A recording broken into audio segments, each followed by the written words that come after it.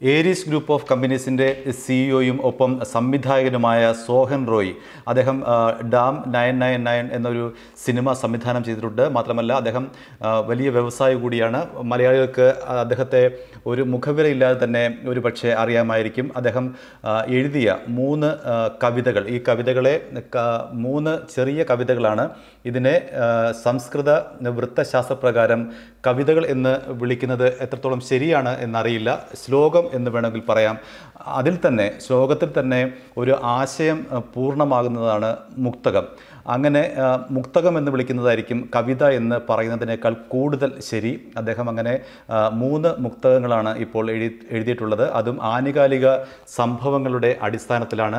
ഇതിൽ ഒരു black humour എന്ന് വേണമെങ്കിൽ പറയാം. ഇതിൻ്റെ ആശയങ്ങളെ ഒരു കറുത്ത ഹാസ്യം എന്ന് പറയാവുന്ന രീതിയിലുള്ള ആശയങ്ങളാണ് അതിൽ ഏറ്റവും പ്രധാനപ്പെട്ടതായി അല്ലെങ്കിൽ ഈ മുക്തകങ്ങളിൽ നിഴലിച്ച് നിൽക്കുന്നത്. അതിൽ ഒന്നാമതായിട്ട് അദ്ദേഹം എഴുതിയിട്ടുള്ളത് നമ്പിനാരായണനെ കുറിച്ചാണ്.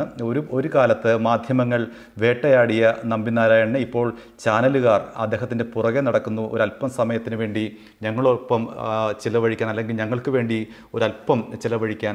ഇതൊരു കാവ്യനീതിയാണ്, കാലം കാത്തുവെച്ച ഒരു കാവ്യനീതിയാണ്. മാധ്യമങ്ങൾ ഒരു കാലത്ത് വേട്ടയാടി, അതേ മാധ്യമങ്ങൾ തന്നെ അദ്ദേഹത്തിൻ്റെ പുറകെ നടക്കുന്നു ഒരല്പം സമയത്തിന് വേണ്ടി. കാവ്യനീതി എന്നാണ് ഈ മുക്തകത്തിൻ്റെ പേര്. കാവ്യനീതി. ചാരത്തിൽ നിന്നുണർന്നൊരാ പത്മത്തിൻ ചാരത്തിരുന്നു നീ ഊറിച്ചിരിക്കുമ്പോൾ ചായം പിടിപ്പിച്ച വാർത്തകൾ തീർത്തവർ ചാനൽ നിറയ്ക്കുവാൻ നിന്നെ തിരയുന്നു. രണ്ടാമത്തെ മുക്തകം പ്രിയനിന്ദകൾ എന്നാണ്.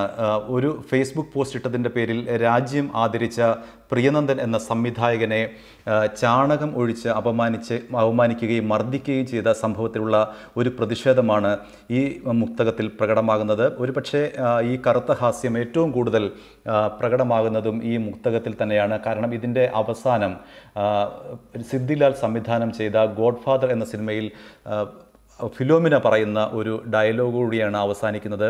തളിയാനെ പനിനീര് എന്ന് പറയുന്ന ആ ഒരു വളരെ പ്രശസ്തമായ ഒരു ഹാസ്യ ഡയലോഗോടുകൂടിയാണ് ഈ പ്രിയനിന്ദകൾ എന്ന മുക്തകം അവസാനിക്കുന്നത്. അതിലേക്ക് പ്രിയനിന്ദകൾ.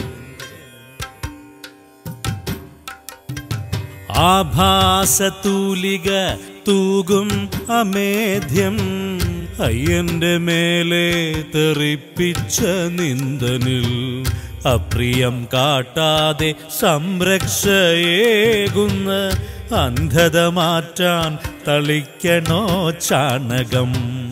അന്ധത മാറ്റാൻ തളിക്കണോ ചാണകം. ഇവിടെ കളിയാണ് പനിനീര്, പനിനീര് കളിയാണ്.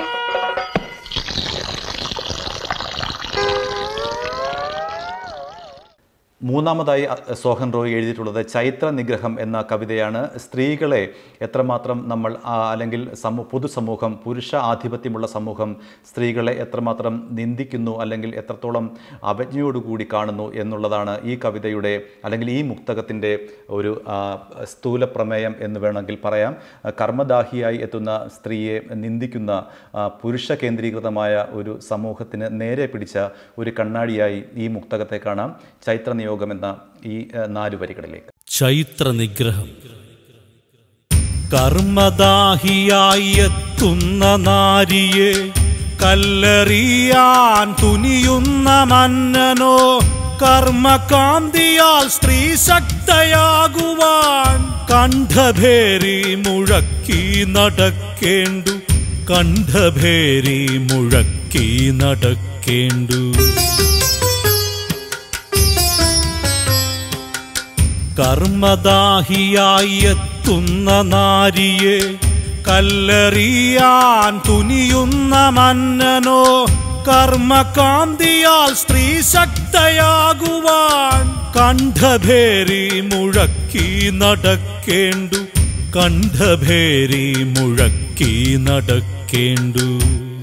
ഏതായാലും ഈ 3 മുക്തകങ്ങളും അല്ലെങ്കിൽ ഈ 3 ചെറു കവിതകളും സമകാലിക ലോകത്തെ അല്ലെങ്കിൽ വർത്തമാനകാലത്തെ അഭിസംബോധന ചെയ്യുന്നതാണ് എന്ന് നമുക്ക് ഇത് കേട്ടാൽ അറിയാം. തീർച്ചയായും ബിനുരാജിൻ്റെ സംഗീതവും ആലാപനവും രചനയോളം തന്നെ മികച്ചു നിൽക്കും.